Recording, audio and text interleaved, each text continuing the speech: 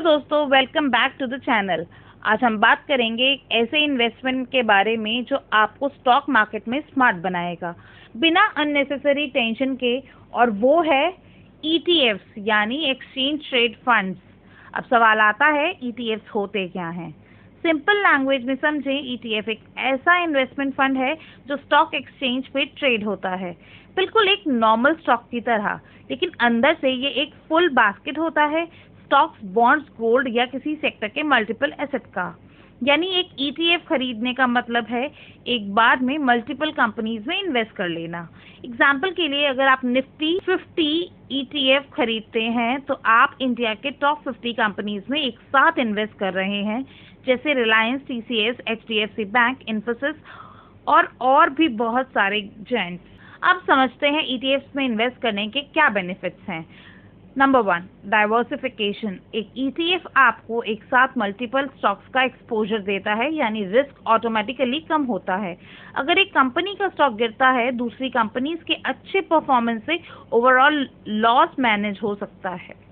Number 2, low cost. ETF का expense ratio काफ़ी कम होता है कंपेयर करें म्यूचुअल फंड से। For example, regular mutual funds का एक्सपेंस रेशियो 1.5% टू 2% होता है, ETFs का 0.1% टू 0.5% होता है।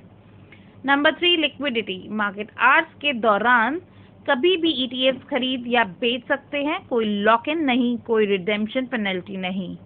Number 4, transparency. ETF के अंडरलाइंग एसेट डेली डिस्क्लोज होते हैं, आपको पता होता है कि आपका पैसा कहाँ लगेगा। Number 5, flexibility. चाहे आपको इंडिया में इन्वेस्ट करना हो या USA के टेक्निकल जॉइंट्स में, ETFs हर सेक्टर, हर ज्योग्राफी के लिए अवेलेबल है। लेकिन दोस्तों, रिटर्न्स के पर्सपेक्टिव से क्या एक्सपेक्टेशन रखनी चाहिए। इंडियन मार्केट में हिस्टोरिकली निफ्टी 50 का एवरेज एनुअल रिटर्न 12 to 15% रहता है। अगर हम स्मार्टली अपना ETF पोर्टफोलियो बनाएं, थोड़ा गोल्ड, थोड़ा स्मॉल कैप, थोड़ा इंटरनेशनल एक्सपोजर, तो हम बेंचमार्क से बेटर परफॉर्म कर सकते हैं।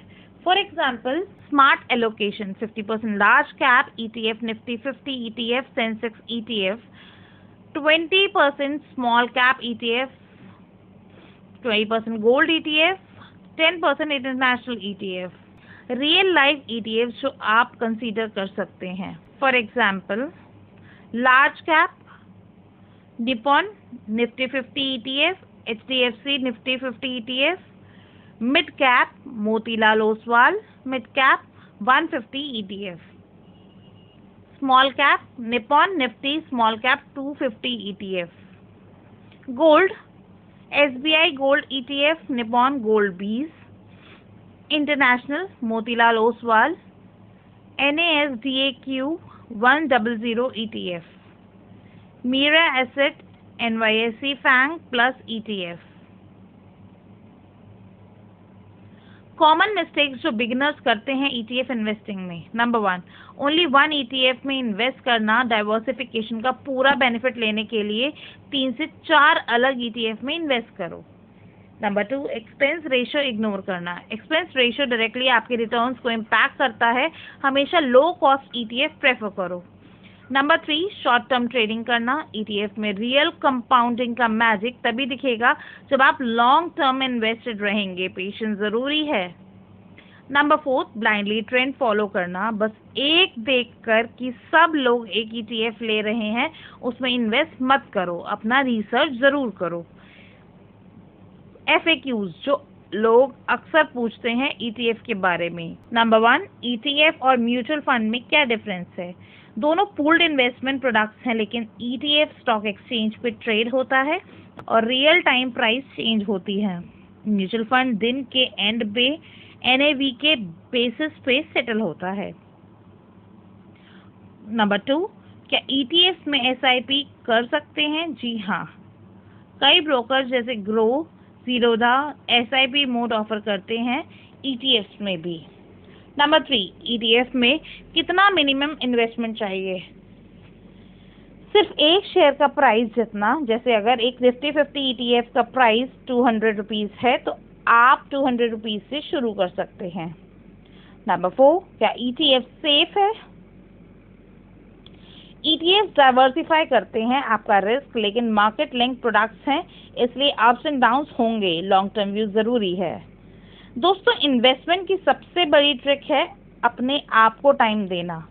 मार्केट्स कभी भी बोरिंग लग सकते हैं, कभी स्कैरी लग सकते हैं, लेकिन जो लोग अपने पेशेंस लूज नहीं करते हैं वही एंड में विनर्स बनते हैं।